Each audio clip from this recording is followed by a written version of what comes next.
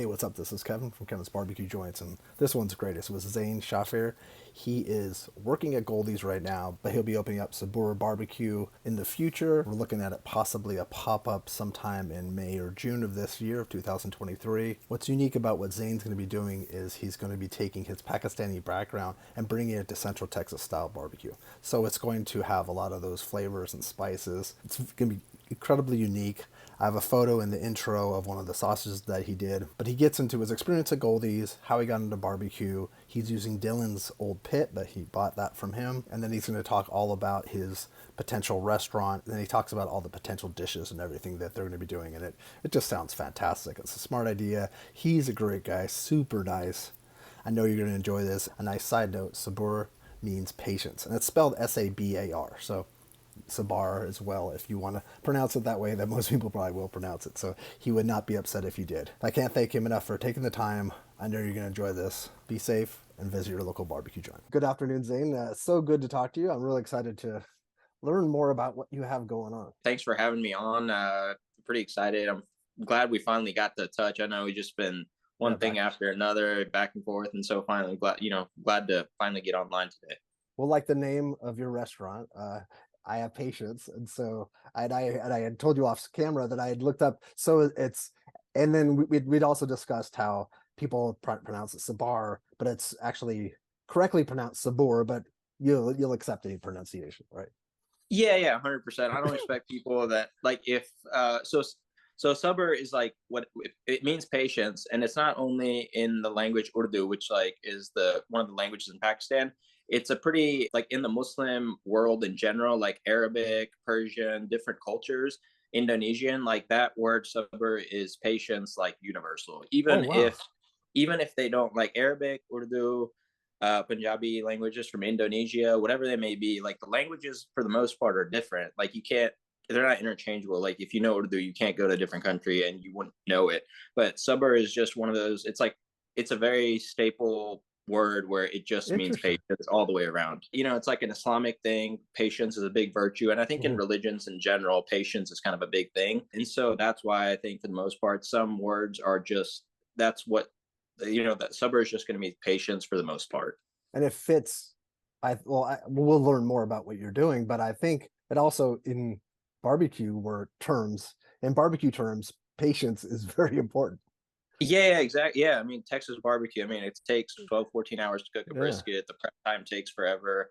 There's just it takes time. Whatever you're going to be doing to make sure that it's super good, everything is coming out perfect. It's just going to take time. Sabr and the meaning behind it, I think, works really, really well with Texas barbecue. Yeah, and it also for I know that we're going to talk about because I have some questions about sausage and things. Those take time to make, and then also if people end up waiting in line, they have to have patience in line. So there's I Yep. guess it's like all encompassing. And then life, I've been working. I mentioned I've been helping my mom through surgeries. I've learned to have a lot of patience. I think that Yeah. patience, it's and calm and quiet. Like it takes. 100%.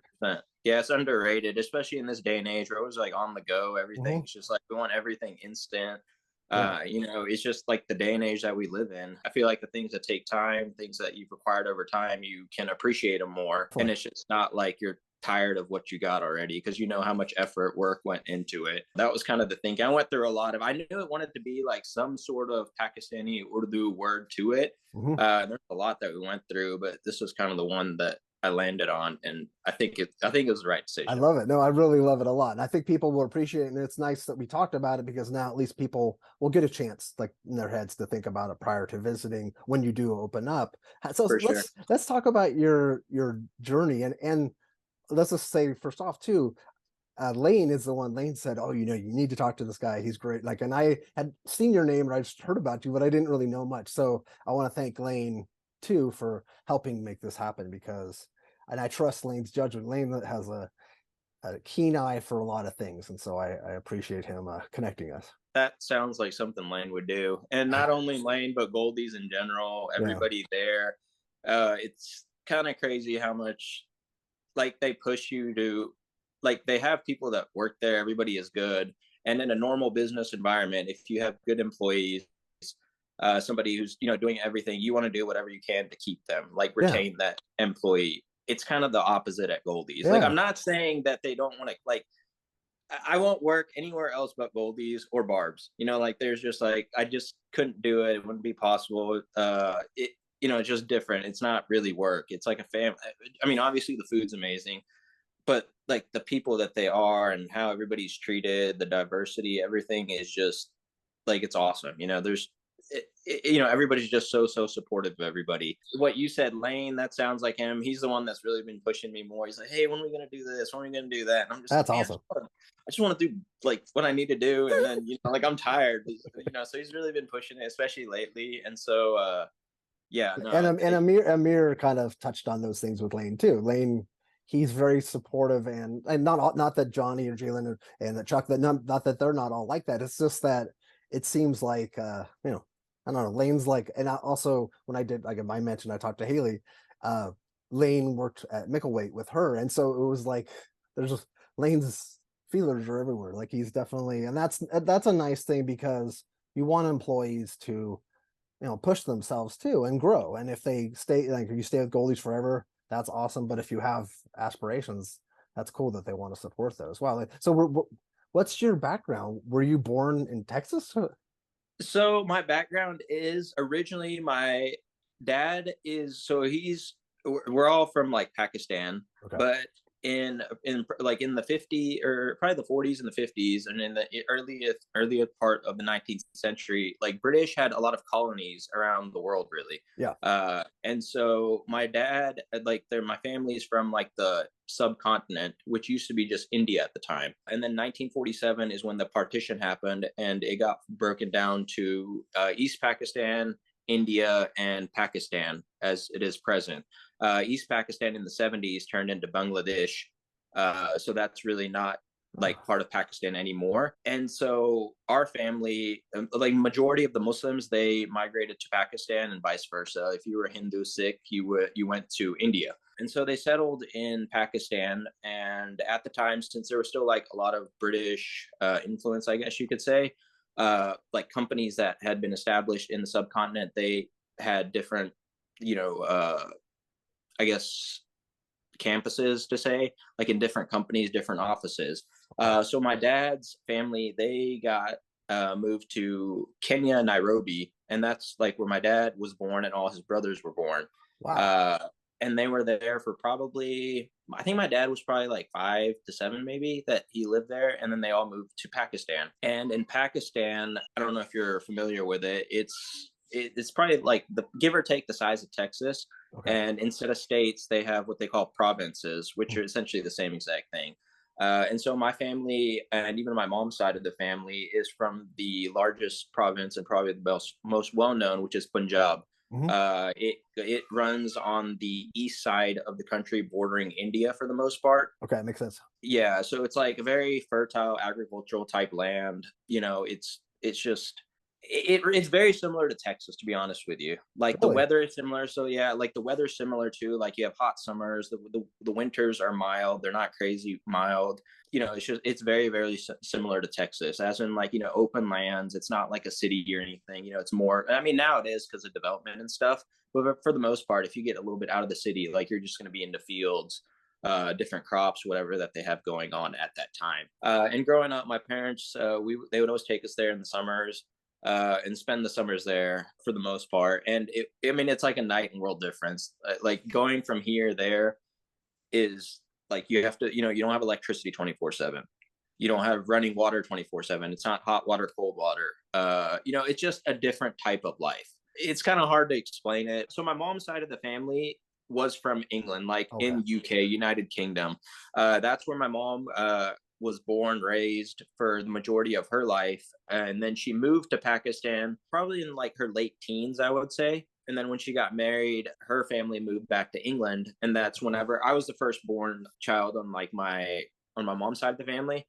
And so whenever I was going to be born, like my parents had already moved to Texas at that point, but she went to England because she wanted to be closer to her family, like when I was going to be born. So I was born in England, and we'll still go visit that every other year or so because my grandparents still live there. Oh, okay. Like my aunts still live there. Like everybody on my mom's side lives in England. It was just that little kind of like in the mid 80s, kind of just where everybody was kind of there together. But for the Mhm. most part, like my dad's side of the family is all in America, and my mom's side of the family is all in England. And in Pakistan, we still have relatives, but they're not like very, very close relatives. Okay. You know, it's like your second cousins, third cousins. How do they choose Texas, even though it's similar? Yeah, so how Texas happened was at the time. So my dad is six brothers and a sister, Okay. and he's the second youngest. So he was the last one of his family to come to America.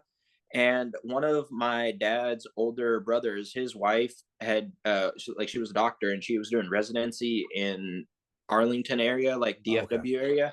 And so they had a house and stuff. And because they came here with nothing, like my dad, they came, I think they came here with like $200 or something, Oh my you know, gosh. like, yeah. So they like just got here and, you know, their brother was like, hey, this is the house that we have. And, you know, this is what it is. It wasn't really like they had any options or choices. It was just like, this is what we get. Yeah, that's what we Uh, get. and so, yeah, that's just how we got to Texas, really. Born in England, and then you would come back to Texas. Yeah, I grew up in Texas my whole life, actually. There's only 3 years of my life when I was in fourth, fifth, and sixth grade when my parents were like, you know what, we want to take y'all to Pakistan to go. Like, they were very culturally, like, they wanted to, like, wanted us to keep us involved in our culture. Like, Mhm. don't forget, like, where you come from. Like, you know, growing up, like, Urdu speaking, like, they, at home, they'd always, like, really push, like, hey, I want you to speak Urdu at home. And at the time, I was like, God dang, I hate this. You know, like, why are they making me do this? Of But now I course. see myself, see myself doing the same thing to my kids. So Yeah. it's just like one of those things. Like I think your identity matters. You know, like language, food, all those things, they all kind of matter. And if I didn't go back to Pakistan, I probably wouldn't know about any of that type of No. stuff. And Uh, those things wouldn't be passed on to your children. yeah, you know, and that's what we do. Like my wife or myself, we always take our kids in the summer. Like they go for the whole summer. It just depends like year to year for me. Like Mhm. I'll go every summer, be it 4 weeks, 8 weeks, something like that. But it, you know, it's just one of those things that it kind of brings you down back to earth. You know, like I said, like even somebody here who lives like I'm not even saying somebody super rich, or somebody who lives a good life here, you're living Mhm. like a king here. Like there are You don't real realize We don't struggles. realize how good we have it. Yeah, yeah. Like people have struggles like over there in Pakistan. People like have to make decisions. Hey, am I going to eat or like, am I like, what if like people cannot afford medicines for their kids, you know, like, just basic stuff. And there's no healthcare system, any of that, you know, like if something happens to you, the very first thing that the hospitals are going to say is, hey, this is how much it's going to cost. Like if you die outside while you're trying to get the money, so be it. That's Uh, amazing. That's yeah. So it's a developing hard to get country, your you know? brain around that. Yeah, it's a developing country, and I hate to ask, like, do you feel safe when you go back there? Like, it's Yeah. Yeah. okay. All that. I'm Yeah. sure So people think, like, I'll because say we have a that. different image of Pakistan, and it's all, everything's skewed, and I know that there's obviously it's like millions upon millions of Israel. How many people are in Pakistan? They like there's Pakistan's got, I close to think the population is like almost 200 million. almost 200 million, and so it's got to be like a place you could live. But it just seems Yeah. like traveling, like if I traveled to Pakistan, would you say, okay, go here, don't go here, but kind of like you would here in the United States? Like, Yeah, I think for the most part, I mean, the only difference would be is, yeah, if you have like the bordering provinces against Afghanistan, like those are just like tribal areas. Even I can't go, like, nobody can go there. okay, It's so like that one makes of sense. those things. Like, it's not like one of those things I'm going to be like, hey, Kevin, go there and something will happen to you. It's just kind of understood. It's like, all right, these areas you can't go to. Mhm. But for the most part, I mean, yeah, it's completely cool, safe, everything. I mean, It'd be it's so interesting to go. There's so much history too. Oh yeah, it's awesome. I mean, and it's so diverse. Like I was just talking about like Punjab where we're from, but it's got like Switzerland gets all the hype and all these other places, but I would say Pakistan's northern like beauty is up there with the best of them. Wow. Like it's crazy. Out of like I think out of the top like the tallest 13 peaks, I think 5 of them are in Pakistan. They have like some of the highest like cold deserts. There's like deserts literally in the mountains. Uh and Who like knew? yeah, yeah. I mean, it's I love crazy. And that. you would, you know, and it's really cheap, especially going from here. Like as long as you get the ticket, like Mhm. that's your most expensive like expense of the whole trip. But once you get there, I mean, it's very, very cheap. And the food And would be like the amazing. people, yeah, the food's awesome. People are really nice. Hospitality, you know, just everything about it is awesome. Yeah. And that's one of the reasons I do like to go every summer is like we'll always go like my wife's family, they'll always have like a spot picked out of, hey, we're gonna go visit this place. Because I will, like, I guess that's one of the downsides is, like, because it's a developing country, to get to these places is very difficult. The roads, the infrastructure isn't built. That Like, makes sense. they're like literally like sketchy roads. Like, just they've just made these roads. There's no like guardrails or anything on the edge. So a turn here or there, like your car's going down like a mountain and you're dead. Or in the river or whatever it may be. Yeah, I've seen Uh, some videos of places and I'm like, oh my gosh. yeah, I'm it's like, they took super a sketchy. bus on this. It's super sketchy that you'll be Yeah. like going up a mountain and there'll be somebody who's got like 100 head of sheep that he's like great taking them up or down, like, depending on when the season is. And, there's just two people that have 100 sheep and they'll just maneuver the sheep and let you go by. But it's cool. It's cool. You It's gotta just, have it's just Sabur. different. Yeah. It's just different. It's Yeah. nice. I really do enjoy it. I love going back. Did you meet your wife here in Texas? No, my wife is from Pakistan. Oh, she is. Okay. Yeah, so that's actually probably half the reason that we go back every year. If her Yeah, her family wasn't family. Yeah. there, we probably wouldn't go as much. So I guess it's a blessing in disguise because then, like, they get to enjoy the kids, and Yeah. it's Support. just a good reason to go. Just go to Pakistan too. Really. And your family is in Texas, so yeah. Yeah, my whole family's in Texas. Yeah, just so I have two brothers. They're both in Texas, and I have a sister. She's down in Austin. Ah, Uh, but yeah, all my extended family, everybody for the most part is all in just Texas, Maryland is kind of like the hubs for us. gotcha. So then how did your barbecue journey start? So barbecue journey, how it started was, so as a practicing Muslim, I don't know if you're familiar with how like the halal works or not, Well, but halal, a little bit, yes. it's like halal is the kosher, is the equivalent for kosher for Jewish people, pretty Mhm. much. So growing up, and as my parents, like when they first came here, that was always like really kind of strict. They're like, we're not, like we weren't eating like McDonald's or any of that. I mean, you could eat it like the beef, it just wasn't halal. Like Mhm. you're allowed to eat beef, all the meats are fine except for pork. There's no, like there's no way to eat that Yeah, really. yeah. But the There's beef, like, halal butcher shops here in Los Angeles. There's a bunch of them. Yeah. oh, okay. So Yeah. you're from, yeah. So growing up, like we never got to have any of that. And then when I went to college, I had Rudy chopped beef sandwiches, and I was like, all right, these aren't like too bad. I didn't know anything. It's just a meal, something quick, Yeah, easy. It's yeah. cool. It was done. But when it got really serious was in Zavala. So we had a family furniture store in Grand Prairie, and I had Ah. seen Zavala's come up or something, but it was like people used to wait in line and this, and I was like, I'm not waiting in line to have barbecue. Like no matter how good, like at that point, it's just like it wasn't in my mind. He had posted, it was during the Red River Rivalry week. This was when he was in the he was doing pop up thing in like an alley, and I forget the name of the coffee shop, but Yeah, but yeah. anyway, he wasn't in the brick and mortar yet.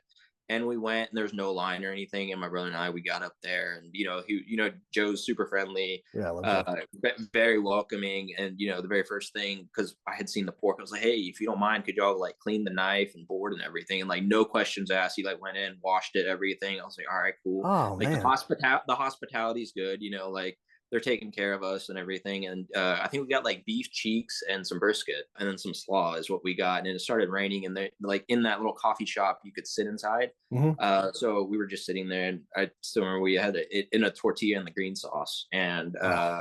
had it, and I was just like, holy shit, that's like really freaking good. Like that's really good. And then we were about to leave, and I started talking to Joe and just like asked him about the season. He was like, yeah, it's just salt and pepper. And I was like, all right, easy enough. Like, salt and pepper brisket. And so at the time I wasn't really into like grilling or smoking or anything. I had one of those like acorn eggs. Like it looks like an egg. It's like a cheaper egg, A pretty cheaper much. version of the green egg. Yeah, yeah. Yeah. And so I went and bought a brisket, and I think I looked online a little bit, seeing what was going on, and just cooked the brisket. I was like, all right, easy enough, salt and pepper till it's tender. We were gonna have family over, like our Of course. extended family. Yeah, so extended family for us, barbecue was always something that like brought us all together. Because like we were all growing up, like my cousins and I were all very similar in ages, and barbecue for us was when our uncles and my dad and aunts would get together and do seek kebabs and tikkas and stuff like that. Ah. So that's like what we grew up on barbecue. So I was like, all right, I'm gonna have them come do brisket this time, and see what's up. And of course, the day comes by, and like I cut into it, and it's like all the water gushes out. It's probably super hot or something. I don't even know. And it was terrible. And everybody in the family was like, "Oh, this is like." Some people were, well, actually not everybody. Some people were like, "Oh, it's really good," and some people were Oh, like, yeah. "Oh, it's burned. Like, what is this? I'm not gonna eat this and that." And I was kind of in the middle. I was like, "All right, this was like bad. It was bland. It wasn't juicy. It was like just really bad." I think I made a couple more briskets after that, and it just wasn't working. I was like, "All right, this isn't, yeah, this isn't what I think it is." And then at the time, Dylan or somebody had posted about that they were doing classes, and so I hit them up, and they told me about it. And they hadn't opened Goldie's yet. I think it's like 2019, Yeah, yeah. and I hit him up about it, and he's like, "Yeah, we can do a class." And he said April 1st. I was like, "All right, he's doing some April Fool's stuff or something." I was like, "Are you sure?" You make like, I don't want to drive out that way, and you're just like, "Oh, April Fool's" or something. He's like, "No, no, we'll do it that day." So I was like, "All right, cool." So April comes around, and I meet Dylan, and we're doing the class, and at the time it was like the one-on-one kind of thing, and just all day kind of thing. And so we start with the trim, and I see the trim. I'm like, dang, he's wasting so much meat and this and that, and just like like, okay, but just going along with Yeah, it yeah. because I knew what was up. And then I remember when he told me about the Lowry's, I was like, oh, there's a secret. I got the secret. I was like, I got the Lowry's. And then at the time, because I just had the acorn, I wasn't like interested at all like how the fire worked or anything. It was just strictly like, okay, I got the trim, I got the rub, how to season it, how to slice it, and how to rest it, and that's really it. I went and bought like an Alto Sham the same like weekend, just because I was like, all right, I got all the secrets. Like, I know what's up. Of course, Yeah. 4 years later, I'm still not where, it's still like, I still learn something every time. Yeah. So that's kind of how I got into barbecue, was really just like one thing after another, one thing after another. And then Goldie's happened was, so at the time, we had a family business and everything. It was just strictly passion, fun. And, they'd always tell me like, yeah, just come by whenever you want, this and that. And I was like, man, I don't know about it. Cause like, it's kind of different barbecues. People are so open, and it's almost like, you don't know if they're being serious or not. Cause in most other industries, like people, like trade secrets, all that stuff exists, Exactly. like disclaimers and trade, every NDAs, all sorts of stuff. And so, just one thing after another. And And you then, don't know if they're just being like cool, like being yeah, just nice, being but nice, just being nice, or, like actually genuinely wanting to like tell you to come. So I didn't take anything of it. Yeah. Once COVID hit, after that, Johnny and Chuck were going to Egypt. And yeah. so Lane was like, "Hey, if you want to come, you can come and do this and that." And I was like, "All right, cool." He's told me about the fires, and I was like, "Heck yeah, I'm about to learn all the secrets of the fire." And Everything is like a secret to learn. yeah, That's or so not funny. even, yeah, just like learning about, Yeah, like yeah. I didn't think better about them, so I was just like, "Okay, cool." Yeah, I'll come out there. Yeah. And so this was still during COVID, and obviously all the social distancing, all that type of stuff was still happening. I started with like the fires, and of course, like I said, I thought that's like the key. I was like, heck yeah, the fires. I got the fires, and did that for a little bit. And it was never consistent, like I had work and stuff. So it was just like whenever I could come, I'd come. And I would definitely try to So come you would whenever I come and watch could. the fires? Is that what you were doing? Yeah, just watching the fires. And I mean, it kind of like, I guess, built upon it. So it started with the fires. And then when Johnny and Chuck went to Egypt, he was letting me come trim with Jalen. I think it was just Jalen and Lane at the time, Okay. and trimming. And so, started doing the trimmings, doing the scraps for the sausages. And then mainly still at that point was just doing like trimming here and there, and then doing the fires whenever I could. It wasn't consistent, it's Mhm. just like I'd come for a day or two, be gone for a month, it was just Gotcha. very, very casual. And then last year, yeah, in 2022, we sold our business, and we got out of it. And so I was like, all right, cool, now I can actually like get, have like consistency in barbecue, really. Mhm. And I think that's important, like if I've trimmed like a brisket, like, and I don't do it for 2 weeks, it almost feels like I like don't know how to do it again. Yeah. And so there was finally consistency in 2022, and then ever since March of last year is when it's been like really consistent. And I've kind of, for the most part, gotten to do everything minus the pork stuff, which I will say to Goldie's, like, so before I did get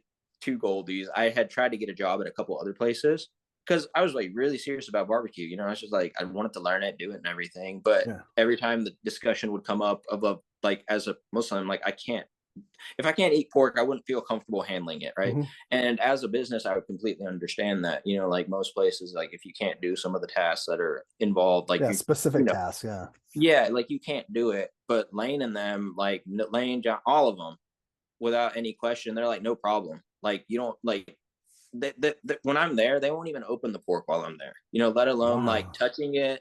Like they'll work around my schedule, even though they don't need to like do the prep for the pork, whatever, the hash, whatever it is. There's pork ribs, there's pulled pork, and there's the hash, right?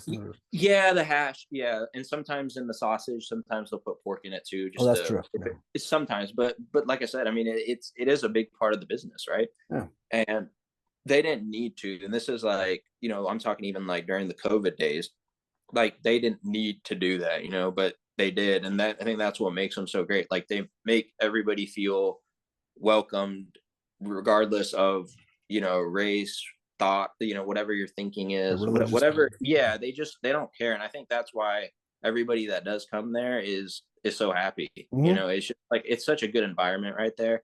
Obviously, the food is going to be good, but the environment is what makes it The atmosphere seems. yeah, it's Yeah. perfect. It doesn't feel like work.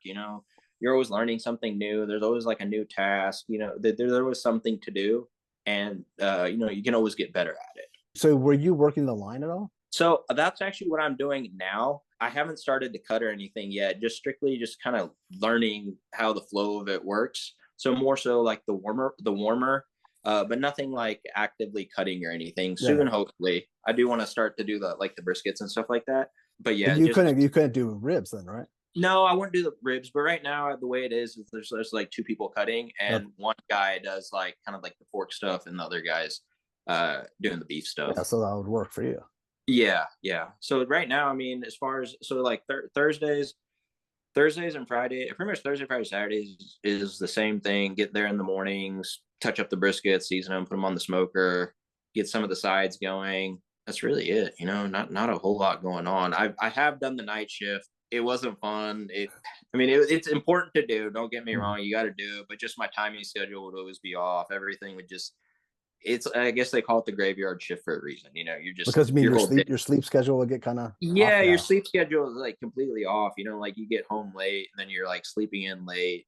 And then like everything is delayed a little bit. Hmm. Like you wake up at 10, it's like, oh man, I feel like I already wasted like all my time, especially because I'm used to waking up early. Yeah, And yeah. so but yeah, everything at Gold, I've done pretty much everything at Goldie's except for the pork related things.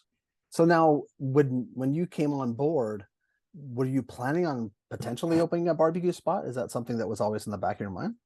Yeah. So so whenever COVID did hit and we had a furniture retail store, so we were closed obviously Mhm. when those lockdowns happened. Yeah. I started doing some catering, some like halal barbecue catering Oh, stuff. Just 'cause I was like, man, like my family was tired of eating brisket, and it was just one of the things like there's no way to get better besides just doing it. yeah. You can't like there's no video, like it doesn't matter. You just got to do it. And so I was doing like this just kind of catering thing on the weekends where I'd cook some briskets, people would buy them, and I nobody said they were bad, but this is also like they were halal brisket, so the clientele was also like new. They didn't Mhm. they didn't have any idea of like what it was supposed to be like. But I was never really happy with it, and I was doing like Texas style barbecue, like the sides were like potato salad, coleslaw, all this. So it was like very generic what everybody was doing.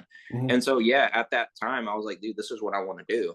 Like Texas style barbecue and like learn from it. But as I've been at Goldie's more and just in general, just like talking, cooking, it's more like, why not do Pakistan barbecue of stuff that we grew up eating, Oh, things yeah. that like memories of us doing barbecue, like when I go to Pakistan, like the sides, everything, because there's like good, like I mean the ingredients for the most part, like the raw ingredients are they're the same. It's just how it's cooked, the spices and everything that make it different. Yeah. And I had talked to just people about it, and everybody's like, man, I think you need to do it. I think you need to do it. I finally it's been messing around with it and just kind of put it in gear now where I'm like, all right, I'm going to take some. And that's where it comes at Goldie's, they're just like, nah, do what you want to do too.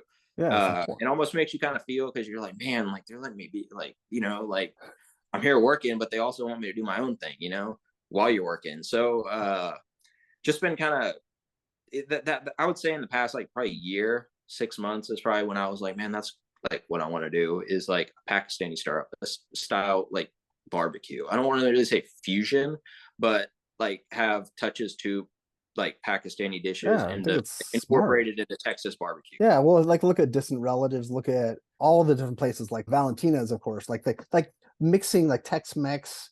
That has worked so well. And then people now are bringing, look at koi. You have all these people bringing all their heritage into the food. Like that's perfect. And people are not familiar. I've been thinking since we've been planning this, I've been thinking in my head, have I ever been to a Pakistani restaurant? And in Los Angeles, you would think that would be something. I have never been to a Pakistan. I don't even know where one is.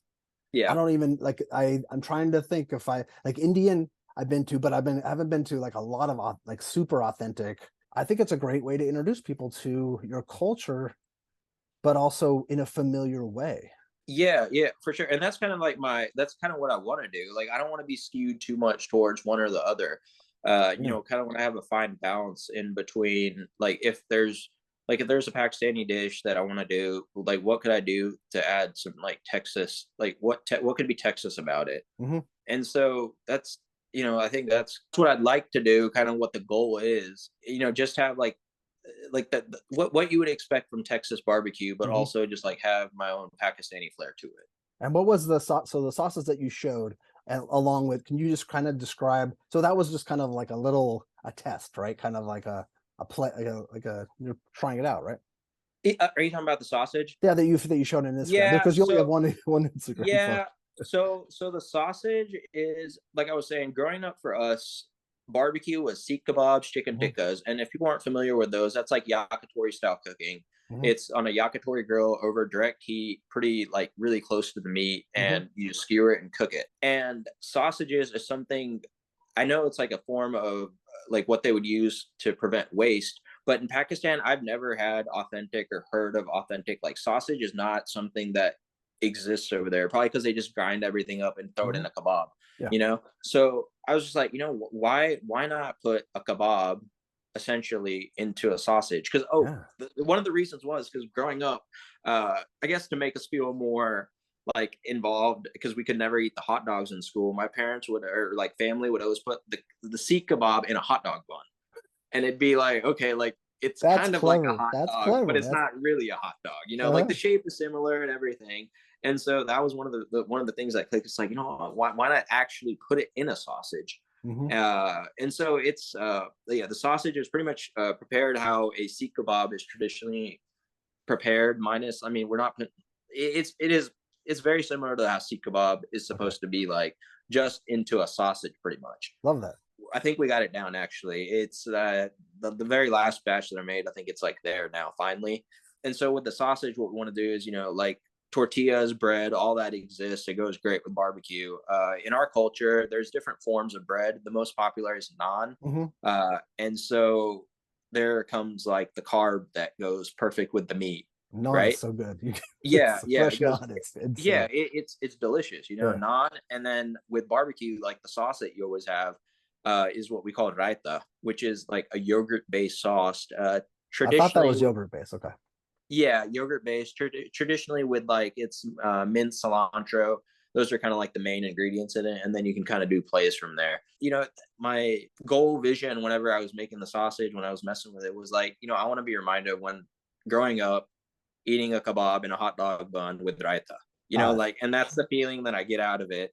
But also just like that's what would bring us all together. We would all like, when we knew like barbecue, like I said, barbecue for us was kebabs and tikkas. yeah, and it's a That's what we visceral knew. memory. That's Yeah, like it was never steaks. It was not, it was never anything like that. It was just strictly like that's what we were gonna have. And so that's like, I'm kind of, that's where the sausage idea comes from. And almost everything that I have in the works that I want to do is all going to be kind of like with that Pakistani touch to it. but Like you'll right still now, have brisket, right? You'll still. yeah, I'll still do brisket, but the brisket rub will have like a Pakistani rub to it. Oh, Uh, cool. so it'll still have like your salt and pepper. Like I said, I don't want to be too like, I'm not going to throw random ingredients like all Pakistani ingredients on it just to be Yeah, just to be Pakistani overtly. brisket. Yeah, yeah, yeah. Yeah, so it'll still have like the salt and pepper, but it'll just be like, instead of like traditionally everybody's like using Lowry's nowadays or their own kind of rubs, like Yeah. it'll be like our own Pakistani rub, with cumin, garam masala, which is like a mix Oh, of yeah. cumin, cinnamon, mace, caraway seeds, and so it'll just like, it's not supposed to, like, it's not a Pakistani brisket. It'll just have like tastes Like of hints of different it. flavor. Yeah, hints of something besides Lowry's and salt and pepper.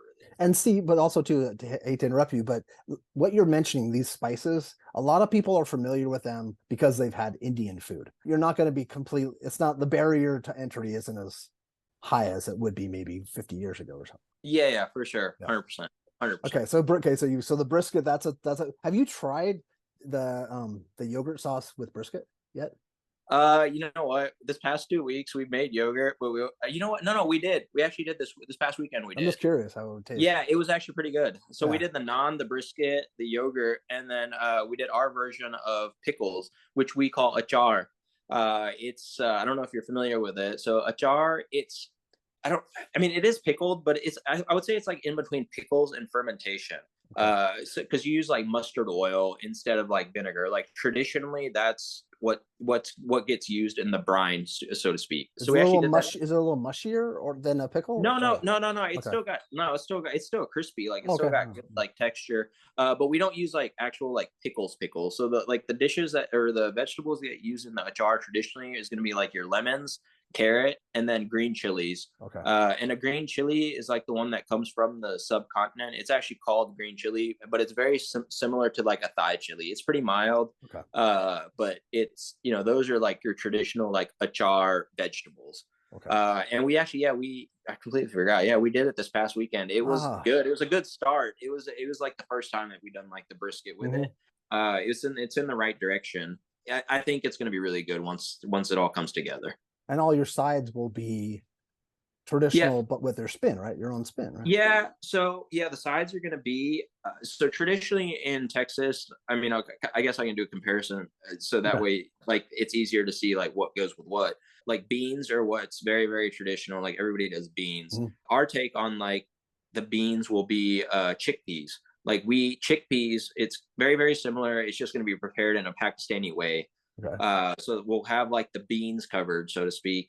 And then the like potato salad, another really really traditional side. Everybody does potato salad, their spin on it. We do what we call aloo ki bhujia, which is like spicy potatoes. I guess Okay. they're like diced up potatoes, and then they're like cooked in a masala. Uh, they're one of my favorite dishes. Wow. Like Sounds we eat really that good. dish. Yeah, we eat that dish all the time. Okay. That's like at home. That's like one of my favorite things to eat. And then the other thing would be like the pork hash and rice. What we eat, which is like comfort food, is dal chawal, which is lentils and rice. Okay. It's like comfort food. Like it's just no matter if you're poor, rich, whatever. In Pakistan, like you like if you're poor, like you can go on the side of the street, somebody who's selling like on a cart, and he'll sell you dal chawal. It's cheap, it's filling, it It's tastes filling, good. yeah. Yeah, like lentils, and that's one of my favorite things to eat. It's just so like just brings back so many childhood memories, or even just like when I go to Pakistan, it's just one of those things. If I haven't had like I could be eating everything and anything, and I'm just like, man, I feel like having some dal chawal today, and so it's very comfort food, and so that's gonna be I think yeah. And the last side, so the sides I kind of a like a list of them, but I think I'm just gonna do like 3 or 4 to start with, just kind of see like where they go and then work their way from there. Same thing with the desserts too. I'm gonna do like Pakistani style desserts too. Wow. So now how far off, like what are we looking at, maybe doing a pop-up soon, or like what's kind of your plan? Like are you doing the like, and where do you want to be located eventually? Like where do you, I So didn't even know yeah, where you live. so I'm in Dallas. I live in Dallas. There's like a really close to the airport. I live in Dallas. I want to do a pop up. I would say probably maybe like May or June. Oh, Like May or June. Yeah, I want to make sure all the menu, everything's got to be really perfect for me to like be ready to do it. And I don't want to like rush myself just because I feel like I've spent so much time doing it already to of where course. like if once I do it, like I want it to be really, really good. So hopefully May or June is what I'm hoping for. And in the meantime, like between now and then, going to Goldee's every week, and we're just messing with doing like just getting one thing nailed and then kind of moving on to the next one. And so that's kind of the plan. And yes, I do eventually want to open up a restaurant, and it would be in Denton or Irving, which are kind of suburbs. Yeah, okay. Denton's a little like there's not really good I've seen them barbecue on the there. map, but yeah. Yeah, there's not really any like crazy good barbecue over there. And I think like the population like in that area would be open to trying like something outside of Texas barbecue. And then also, do you have a pit? Yeah, I have an offset pit. Yeah, so I actually have I have Dylan's old pit, the very first offset smoker I got to cook on whenever I took the class. Okay. So yeah, I bought, so it's a 500 gallon Austin Smoke Works. I got that I think 2 years ago, Oh, cool. and yeah, it's I hardly cook on it now though. It just sits at home because I do all the cooking at Goldie's now. Yeah, yeah. Just don't. But yeah, no, I have the pit. Okay. I have like the bones. I already like the alto shams, and like I have like the basic stuffs to get going. Now it's just a matter of making sure the food's really good, executing it, and then just kind of seeing where it goes. So this is like early stages. So this will be fun for you, like for you especially. It's fun for other people to see this, but for you, 2 years from now, to look back on this, if YouTube still exists, which I sure imagine this could move to another platform, but you can look back on this and see what your mindset was, what ideas you had for food, and how it's like either the same or different. That'll be that's why I kind of like doing these too when people are just starting things, because it's exciting to see, and people could now they could follow you and watch your progression, which is rad. That's fun. That's exciting. You're going to be testing out a lot of new things. Yeah, for sure. And I feel like the food over time should get better. Like Oh I yeah. know everybody's always like critical of their own food. Like you can't, like obviously you want it to be perfect, but you also have to keep getting better. Even at Goldie's, like they're already like they have no reason to change anything or do anything different. But every week it's always like something different because it always could be better. Yeah. So I think that's like another, just like being in that environment and seeing everybody. I mean, like I said, everybody from Chuck, Johnny, Jalen, Dell, PJ, everybody, Rick, like everybody is always like wanting to get better. And I think that, you are what your environment, your friends are. So you see that and kind Hmm. of like rubs upon you. And so, I think it's a good start. And yeah, I am, also excited to see what it would be like in 2 years. Yeah, and it'll also be something like you're getting a chance to see what a number one barbecue joint like deals with, and what like the crowds and the people and the press, and this it's just nice to get a bird's eye view of that. And then when you go on to your place, it'll there's a steady climb for everything, but at least it's like it's a window into what this is like, and this is a great experience for you. And it's funny how this kind of worked with like the Dylan, like this is your path was through through Dylan and through that class, and then meeting that. It's just that's interesting. I didn't realize, and I forgot that Dylan was doing this, that they were doing those classes. I remember seeing footage. I think he'd even do like some like Instagram lives from like some of those classes, and so that must have been for the pit that you have at your house. Yeah, That's yeah, it's at my yeah, it's I love that pit. It's really nice. Dylan drove it down from Colorado whenever he sold it to me. So it was good to see him too. I'll occasionally see him too if he's over up at Goldie's. But yeah, Dylan's really really cool. yeah, I miss him. Yeah, I think I talked to him maybe twice, but it was just they're always fun conversations. And it's funny. I think I was talking to Lane or to somebody. I didn't realize, or maybe Johnny. I didn't realize that he had moved there. I thought that he was like on vacation or something, and I'm like, no, he Yeah, moved he to just like fell off. yeah, like and but it's that this is his path. He's a Yeah, rancher or something now. It's for sure. Yeah, no, he's living it up. He seems super happy doing that stuff that yeah, he's doing in that's Colorado. important. It's important to be happy. 100%. Can you kind of, I don't know if we have time to do it, but can you tell people a little bit about like what the guys are like at like what from your perspective, and what Chuck's like, and what's like so yeah, just Yeah, so I guess I'll just start with Lane. Lane, obviously, a lot of people know about him. He's the most. I don't know. He just wants everybody to be. I mean, it's not annoying really, but he wants everybody, like he wants you to do the best that you can do, as close to perfect as it can be. Like shortcuts exist and stuff, and you can like there's a time for them, but not everything can have a shortcut. If there is a shortcut, like he's completely open to it, but everything has to be really really good. yeah, Very very knowledgeable. He knows so much about barbecue and just food in general. I would say that's Lane. definitely. Chuck is super cool. Trimmed a lot of briskets with Chuck. She's also very very knowledgeable. She taught me, I would say, I could never get the mohawk cut right on a brisket, and she was the one that finally got to teach it to me. Oh, cool. She's kind of quiet, didn't really talk a whole lot in the beginning, but I feel like as soon as you kind of know her, she's really really friendly, really nice. And that's the only other spot besides Goldie's that I would ever go work at. like Barb's, whenever it goes, I will go there for a week if she'll have me, and go help her or whatever it may be. We'll send her the little clip. Heck yeah.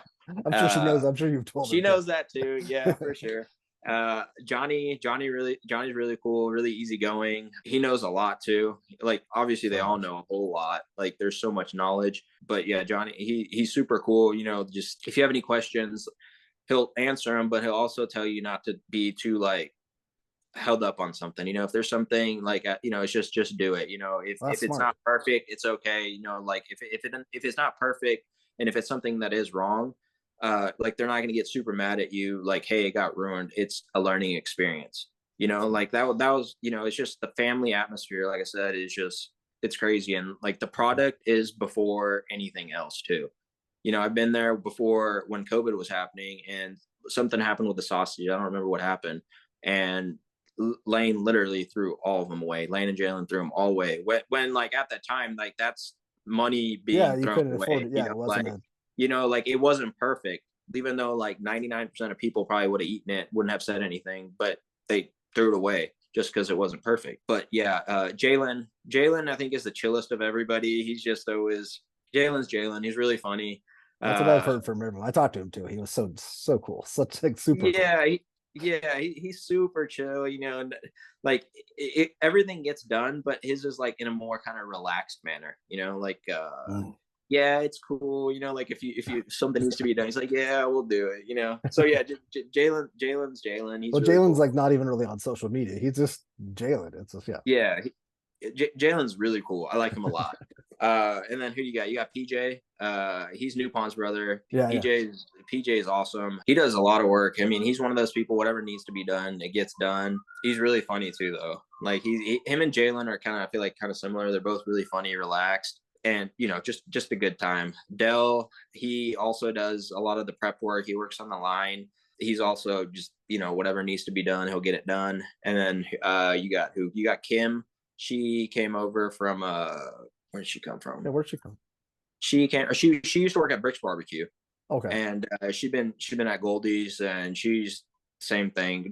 She's awesome person. Like, I think it's just like the environment. That sounds like the common there's thread. There's nobody there that you're just like, oh man, like he's gonna be here today. Yeah, like dang it, I don't want to work with it. Like it's not like that. Everyone always has that job where there's like, oh, that guy's here, he's gonna exactly. And it's not like, and like everybody knows what they're supposed to do, but if something is running behind or something's happening, like somebody will help like fill in that void. That's huge.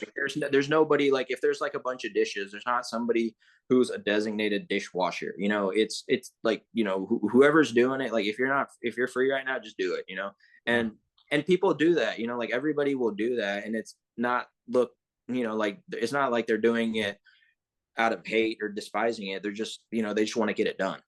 Yeah, and I think that'll translate to your business, I would think.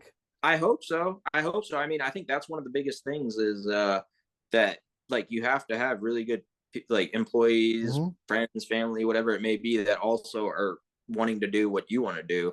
Because I think that's at the top of it. I think their work ethic, their mindset, that's kind of what goes down the pyramid to everybody else. Well, we've all worked places where management or people were just crazy, and you're like, oh, this is, and you could just tell the employees don't respect them or don't care, or they won't care about what they're doing because this person's such a jerk. For sure, 100%. Yeah, no. So it's awesome.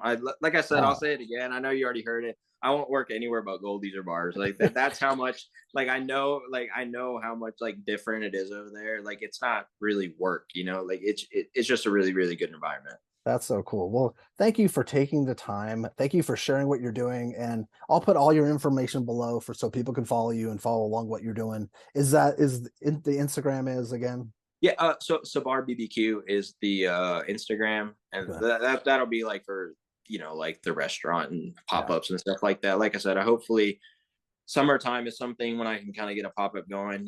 Lane's, Jalen, everybody's been dogging me. They're like, when you doing it? And they're all ready to help too. So now I have like a lot of pressure on me because they're all like, because Chuck's like, she's left the nest, and Amir's got like, so now it's like you're the next guy.